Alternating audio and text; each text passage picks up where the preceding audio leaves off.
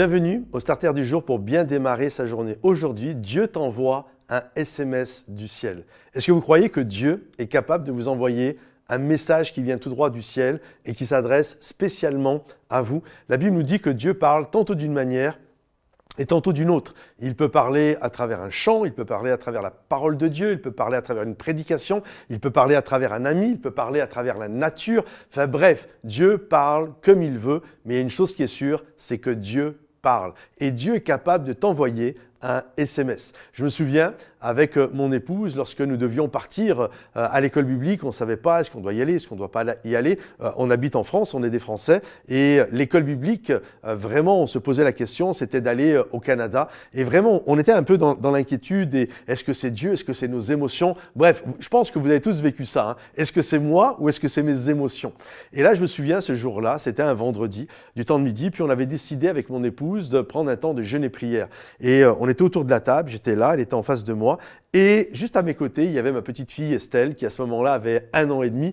Ne vous inquiétez pas, elle avait son biberon, on ne l'a pas fait jeûner. Mais nous, avec mon épouse, on était là et on a prié, Seigneur, est-ce qu'on doit y aller? Enfin bref, on a vraiment pris un temps de prière pour savoir et connaître quelle était la volonté de Dieu, discerner ce que Dieu voulait pour nous.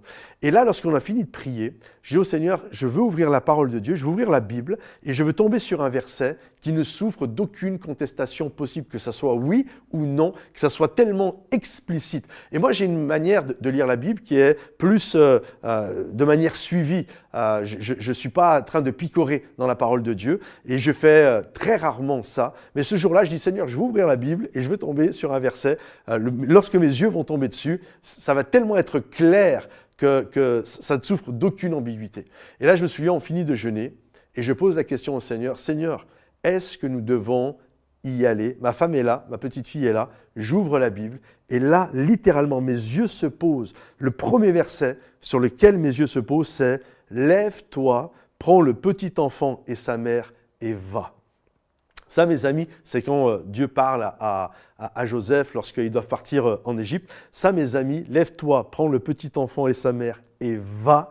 Ça, c'était un SMS du ciel. Juste, c'était la réponse, quoi. Seigneur, je ne veux pas que ça souffre d'aucune discussion possible. Est-ce qu'on doit y aller ou pas? Ma femme est là, ma petite fille est là. Lève-toi, prends le petit enfant et sa mère et va. Et je crois que Dieu est capable de nous envoyer des SMS du ciel. C'est littéralement même le passage quand Dieu, alors que Marie, Joseph et Jésus sont en Égypte, où il les invite à repartir en Israël. Et je me souviens juste après, j'ai hésité, parce que quand je passe à la ligne suivante, c'est Israël. Je dis, c'est pas écrit Canada. Alors le Canada n'était pas connu à l'époque, mais c'est pas écrit Canada. Et je me souviens lorsque je suis arrivé au Canada et que j'étais à l'école biblique et qu'ensuite j'étais à l'église là-bas, le Seigneur m'a dit, tu vois, là c'est le lait. C'était pas Israël, c'est pas juste Israël, c'est le pays où coule le lait et le miel.